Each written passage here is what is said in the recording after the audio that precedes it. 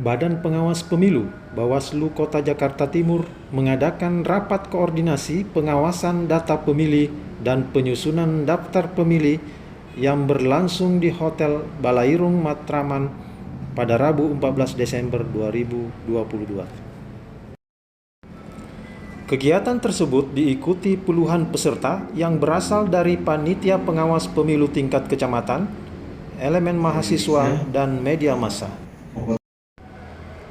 Tampak hadir Ketua Divisi Pengawasan Bawaslu Kota Jakarta Timur Marhadi, didampingi anggota Bawaslu Kota Jakarta Timur Prayogo Bekti Utomo.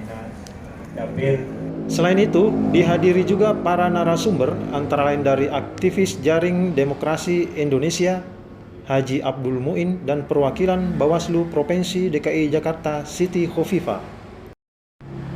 Ketua Divisi Pengawasan Bawaslu Kota Jakarta Timur mengatakan bahwa kegiatan tersebut untuk membahas masalah daftar pemilih dan memastikan hak-hak warga negara bisa menggunakan hak pilihnya.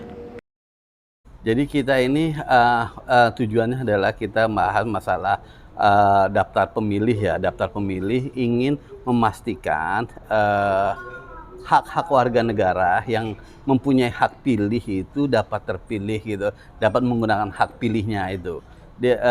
Dan kita akan sosialisasikan ke pemilih-pemilih pemula atau ke TNI Polri yang sudah pensiun gitu kan.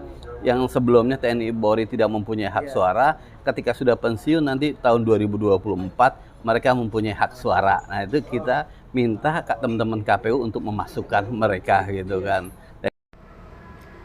Lebih lanjut, Marhadi mengatakan bahwa peserta rakor diberikan pemahaman tentang teknik pengawasan data pemilih dan penyusunan daftar pemilih kepada panitia pengawas pemilu tingkat kecamatan atau Panwascam.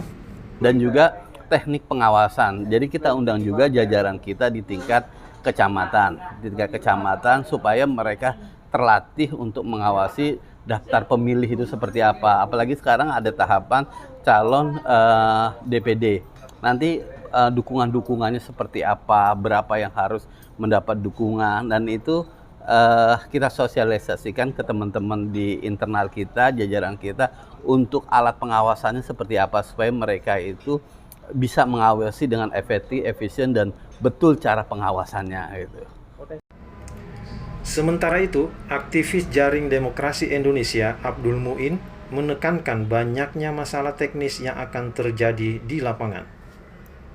Gray area dalam pemutahiran data pemilih ini bahwa prinsip pemilih itu kan harus komprehensif, kemudian terbuka, inklusif, dan lain sebagainya.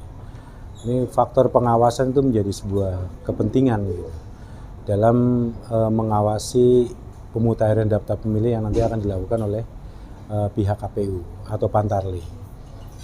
Yang pertama, prinsip-prinsip ini sesuai dengan KTP yang ada gitu.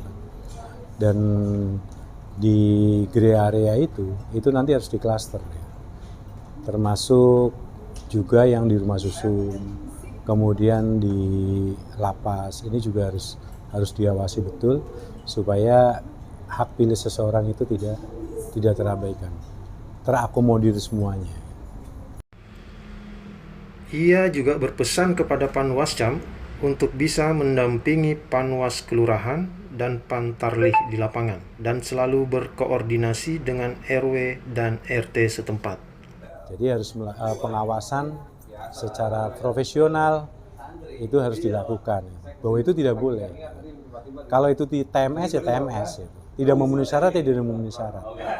Prinsip saya berpesan bahwa Panwas tingkat kelurahan dalam pemutahiran data pemilih maupun dalam nanti verifikasi faktual DPD itu harus melekat, harus diawasi betul, harus didampingi betul Pantarlihnya, dan harus paling tidak nanti Panwas tingkat kelurahan itu harus melakukan koordinasi kepada RW atau RT untuk mencocokkan data.